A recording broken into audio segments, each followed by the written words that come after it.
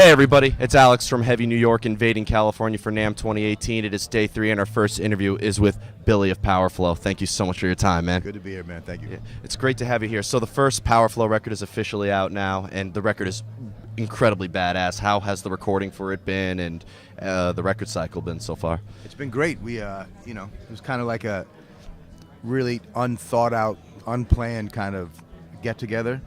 It was unorthodox. We just kind of, it was like a bunch of friends who, we've known each other all for so many years. Sendog and I have done tracks together early 90s.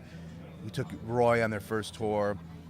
Christian from Fear Factory got into Fear Factory because of Biohazard. Yeah, we told you lent him the guitar, didn't you? Lent him the bass. I've been lent him the bass. And we told Fear Factory, like, yo, we got the guy. This kid is from Belgium. He's, he's your guy.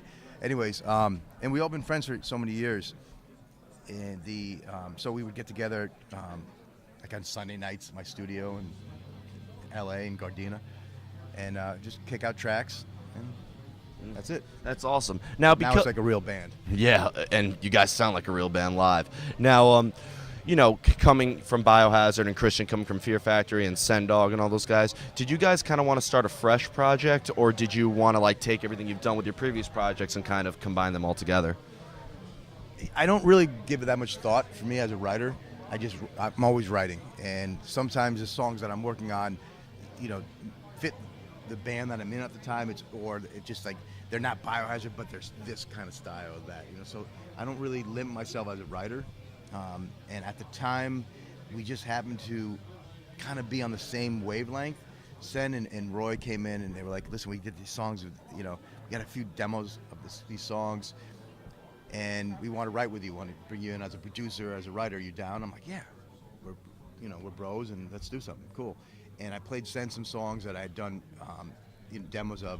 He liked the stuff, and we started taking it from there, and it just grew that way.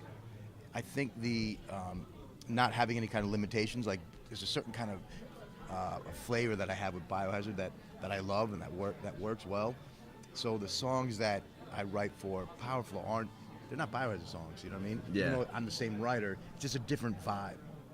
Absolutely. And I think every artist kind of has that thing. Some people are more public with it, they share it more, and some don't.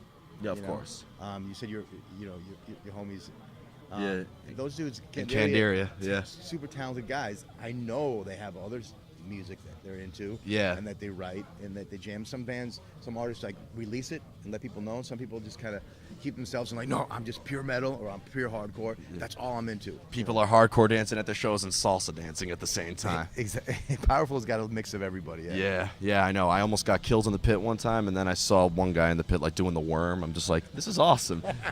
So they're doing the worm. Getting involved, being involved in the hardcore scene and everything like that with Agnostic Front and Sick of It All and Cro-Mags, so much has changed. So, but I go to hardcore shows all the time, and people are dedicated.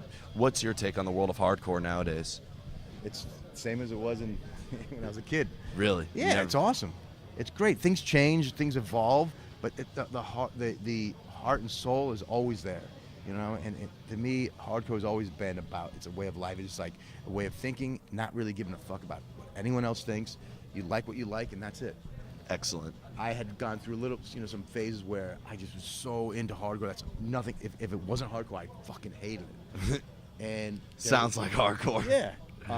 And then I got exposed to some more music, and even the guys in Biohazard opened me up to bands like Judas Priest and Sabbath, early Judas Priest, and Maiden. It's because I was so close-minded to it, and then my musical, I guess, palette just grew a lot more. Okay. So I don't limit myself to just hardcore, punk rock. It's everything. Yeah. But I really dig and respect the underground hardcore scene and how that feeling. It's like that flag that we carry is a proud flag. It's something that we hold strong. Yep. And we're New Yorkers and stuff, so we got to stay loyal and everything. Now, we're at the ESP booth, and I just saw you before promoting ESP and everything like that. But what makes you use ESP guitars? Because it's like seems to be the go-to for all metal musicians now. That's a good statement. This should be on ESP TV. They're the most reliable guitars for me, and I'm a pretty hard player. I've never had issues.